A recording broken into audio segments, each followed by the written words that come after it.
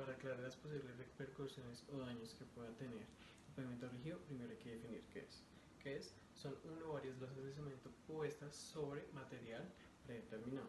Ahora sí, este cemento es realmente hormigón de cemento Portland y este se analiza mediante el estudio de teoría de placas.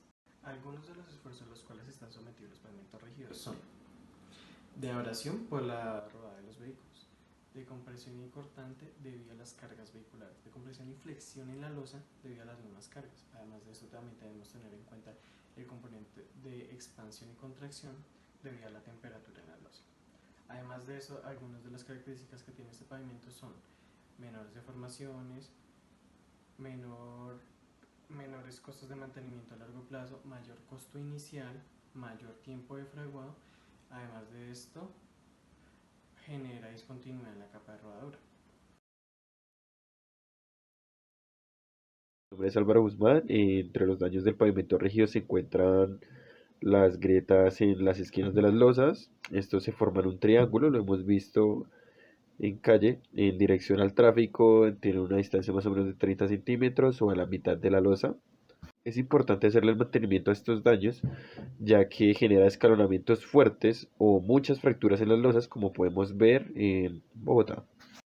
A continuación podemos ver las posibles causas de la fisuración por retracción o tipo de malla. Para eso tenemos un curado inapropiado del cemento, un exceso de amasado superficial, una adición de agua durante el aislado de la superficie, de colocación por efectos del clima, productos químicos o derivados, o debido al comportamiento del cooling stress en la superficie.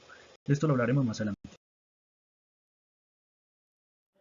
Buenas tardes, mi nombre es Juan Jaramillo y les voy a hablar sobre el escalonamiento. El escalonamiento corresponde al desnivel de una losa en su junta con respecto a una losa vecina. Es causado por la pérdida e incremento de finos en las juntas de las losas. Teniendo en cuenta el desnivel, se puede determinar el grado de severidad.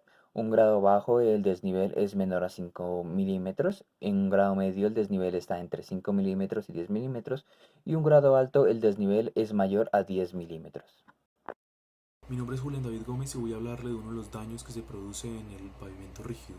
Su nombre es agrietamiento longitudinal y como su nombre lo indica, es un agrietamiento que se da por el eje de la calzada, desde junta a junta o desde borde de losa a junta, como se ve en el esquema de la derecha. Hay tres tipos de clasificación en este agrietamiento, en el cual se dice que es baja si es menor a 3 milímetros de abertura sin ningún escalonamiento. Es mediana si va de 3 a 10 milímetros de abertura y es alta si va de superiores a 10 milímetros de abertura con escalonamientos mayores a 15 milímetros.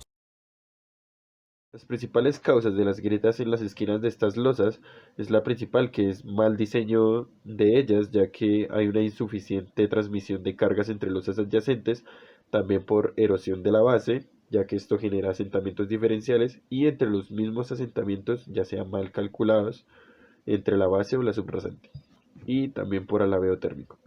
Tiene grados de severidad, alto, medio y bajo.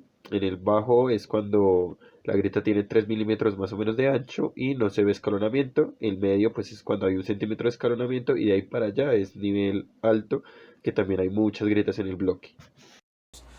Este tipo de fallas de agrietamientos tienen muchas causantes, pero unas de ellas son las que están puestas ahí, como el asentamiento por base, un proceso natural, la falta de apoyo en la losa, esto puede ser un problema más de diseño, el alabeo térmico, que es la curvatura que coge la losa mediante los cambios térmicos, el ancho de losa excesivo, en otro tema más de diseño, y el mal posicionamiento de dovelas, que es más algo de procesos constructivos.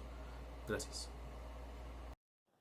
Las causas del escalonamiento son la deficiencia en el traspaso de cargas entre losas, erosión en la base en las cimentaciones de las juntas, asentamiento diferencial de la subbase o subrasante y falta de capacidad de soporte de la subrasante. El fenómeno se da de la siguiente manera. Primero, por las grietas o una junta sin sellar o otro motivo, el agua penetra bajo la losa y al no tener un drenaje apropiado se acumula y con el paso de la carga el extremo de la losa se deflecta, lo que provoca un bombeo que mueve material suelto bajo la losa siguiente. Eh, Con el paso de la carga, el material suelto es bombeado a la losa anterior, llevando el material suelto debajo de esta, provocando un levantamiento. Con el paso del tiempo, el material se va acumulando, lo que provoca que la losa se flecte hacia arriba, mientras que la losa posterior se deflecte hacia abajo. Buenas tardes, pues vamos a ver ahora el diseño de pavimento rígido en el esfuerzo al curviarse. Entonces aquí en este diapositiva vamos a tener dos opiniones. La primera es la de la PSA o Portland Cement Association, la cual no considera que el purling stress sea tomado en cuenta en las análisis de fatiga, ya que sus pocos esfuerzos contribuyen en las grietas de fatiga, y también que los esfuerzos al curviarse pueden ser agregados o quitados de los esfuerzos de las cargas para neutralizar los efectos. Entonces, como podemos ver en la imagen de la derecha, tenemos las juntas longitudinales con las cuales se diseña la losa. Entonces, en esto, aquí lo que podemos ver es que lo que nos dice la PSA es que las grietas a través del curling stress no son muy tenidas en cuenta, ya que sus mismos esfuerzos se anulan o se neutralizan. Sin embargo, hay autores que piensan de que estas combinaciones de carga de los esfuerzos sí deben ser tenidas en cuenta, ya que la experiencia práctica y la experiencia en campo ha mostrado que las losas más largas de mayor dimensión pues generan unos esfuerzos muchísimo mayores, lo que siempre resultan en mayores agrietamientos. Y pues si uno lo analiza es muy razonable, ya que si nosotros consideramos el daño debido a fatiga que provoca el curling stress por separado, se provocaría cuando las cargas se combinen. Entonces, lo podemos ver aquí en la derecha, es que tenemos la carga vertical, la carga horizontal y la carga de alabeo.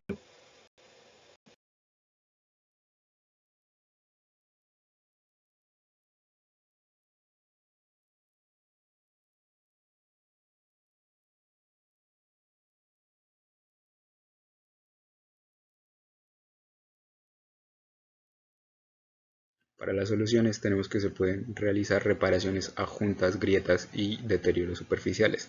Estos tipos de reparación pueden definirse como reparaciones de profundidad parcial y reparaciones en profundidad completa. Para las reparaciones de profundidad parcial tenemos que estas se realizan a longitudes y profundidades pequeñas en el pavimento, estas con el fin de mejorar su nivel de servicio y la calidad en general del pavimento. Tenemos que existen tres tipos diferentes de reparaciones. Tenemos las reparaciones de tipo 1, que son reparaciones puntuales en grietas, juntas y deterioros. Estas áreas suelen ser menores a 180 centímetros y con una profundidad menor a 50 milímetros. Tenemos las reparaciones de tipo 2, que son juntas o grietas transversales y longitudinales, cuya longitud es mayor a 180 centímetros y su profundidad suele ser de aproximadamente hasta la mitad de la capa de pavimento. Tenemos las de tipo 3, que son reparaciones puntuales en toda la profundidad del espesor, en las intersecciones de las juntas o en los bordes. Estas reparaciones suelen ser pequeñas y estar limitadas en estas partes, los bordes. Generalmente estas reparaciones no suelen exceder los 46 centímetros de longitud y llevan toda la capa de asfalto. La secuencia a seguir para la reparación de un pavimento consta de 9 fases muy sencillas. La primera es la delimitación, donde se observa el tipo de daño presente en el pavimento y se evalúa el grado de severidad. Aquí es donde medimos el tamaño del área a intervenir. Si es una grieta, por ejemplo, registramos su dirección, ancho, etcétera, etcétera. Toda la información requerida para su intervención según el tipo de daño. Luego se remueve el material defectuoso, recordando siempre que las reparaciones en pavimentos deben tener unos 50 milímetros de profundidad como mínimo, pero evitando en lo posible no exponer ninguna barra de clavija. Ahora es necesario realizar una limpieza minuciosa en la superficie expuesta, sobre la cual se colocará el material de reparación, porque se necesita asegurar una buena adherencia.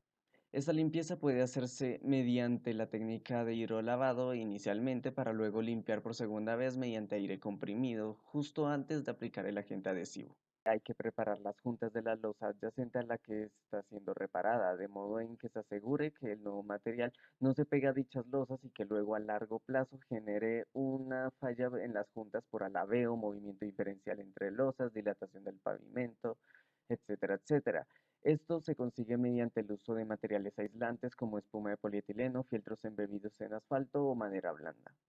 Aplicación del agente adhesivo. Cuando se necesite se puede aplicar lechada de cemento o epóxito.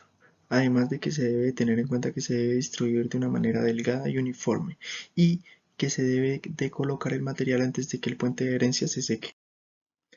Después de la colocación del material de relleno se recomienda utilizar un vibrador para de este modo eliminar los vacíos de la masa y de la interfase, además de que esto va a ayudarnos a tener una mayor adherencia y una mayor durabilidad del material.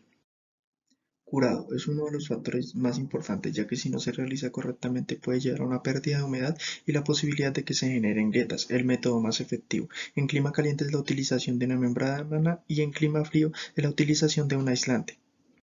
El corte y sellado de las juntas se realizan para que de este modo no entre humedad ni partículas que afecten nuestro pavimento. Además se tiene que tener en cuenta que tienen que conservar unos factores de forma y que después del corte se tiene que realizar una correcta limpieza para asegurar un sellado permanente. Apertura del tránsito. El material de reparación debe tener mínimo una resistencia de 21 megapascales antes de su reapertura. Otra cosa que tenemos que tener en cuenta es que el tiempo que se va a demorar en abrirse se debe determinar anteriormente con ensayos.